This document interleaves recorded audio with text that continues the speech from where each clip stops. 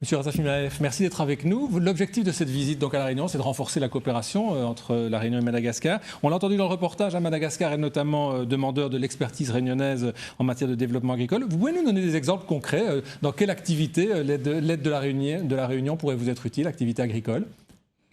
Bonsoir monsieur, bonsoir à tout le peuple réunionnais et je profite également de cette occasion pour saluer mes compatriotes malgaches installés ici à La Réunion. Effectivement, comme nous le savons tous, le monde traverse des crises multiples. Et parmi ces crises, il y a surtout donc la crise alimentaire. Donc nous avons le devoir vraiment et l'obligation de coopérer et de travailler ensemble pour pouvoir vraiment satisfaire les besoins primaires de nos deux peuples. Nous trouvons vraiment anormal qu'actuellement la Réunion, qui se trouve à 1 heure d'avion de Madagascar, à 2 jours de bateau de Madagascar, eh bien, la Réunion va importer des produits alimentaires dans les pays d'Asie, au Pakistan par exemple, ou bien même en Argentine, alors qu'à côté, Madagascar, eh bien, nous avons les terres. Alors justement, concrètement, quelle production malgache pourrait avantageusement être apportée à La Réunion? Et comment est-ce qu'on pourrait changer cette tendance que vous dénoncez un peu? Donc, tous les produits, donc tous les secteurs d'activité, nous sommes vraiment disposés donc à travailler dans tous les secteurs d'activité à Madagascar et tout récemment même.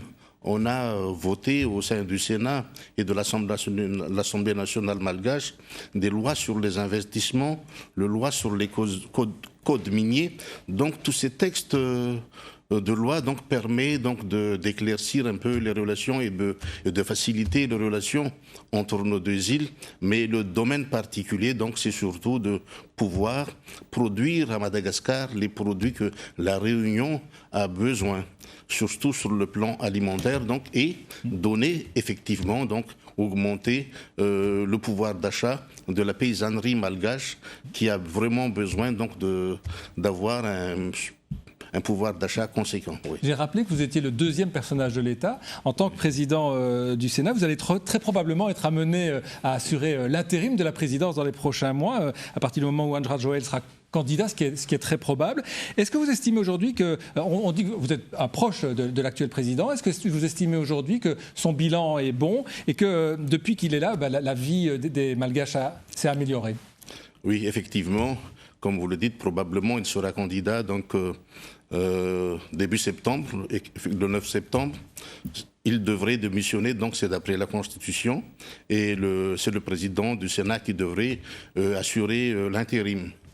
Le président André Joël a beaucoup fait pour le pays, comme nous le savons tous depuis maintenant qu'il est au pouvoir. La croissance de Madagascar va atteindre cette année 5%. Et pourtant, on continue à présenter le pays comme un des plus pauvres de la planète. C'est injuste? Mais non, mais nous sommes sur la bonne voie maintenant. Il y a beaucoup d'infrastructures qui concernent vraiment les besoins quotidiens de la population malgache, comme les écoles. On a construit 4500 salles de classe, 19 hôpitaux. On est en train de faire une autoroute, c'est la première fois dans l'histoire de Madagascar, et toutes les routes nationales sont en voie de réhabilitation.